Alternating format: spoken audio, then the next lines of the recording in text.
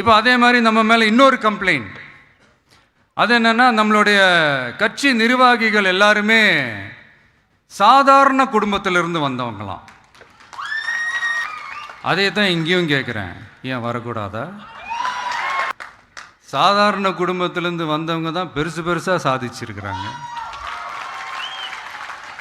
இன்னும் சொல்ல போனால் நம்மளுடைய கட்சி எளிய மக்களுக்கான கட்சி தானே. அப்படி இருக்கும்போது நம்மளுடைய கட்சி நிர்வாகிகளும் எளிய குடும்பத்தை சேர்ந்தவங்களாக தான் இருப்பாங்க. நம்மளுடைய கட்சி ஒன்றும் பண்ணையாறுகளுக்கான கட்சி கிடையாதுல்ல.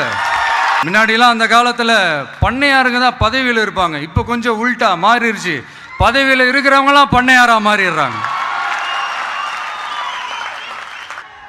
மக்களுடைய நலனை பற்றியோ, நாட்டோட நலனை பற்றியோ, வளர்ச்சிகளை பற்றியோ எதை பற்றியும் கவலைப்படாமல் பணம் பணம் பணம், எந்தெந்த வழிகளில் எந்தெந்த ரூட்லலாம்.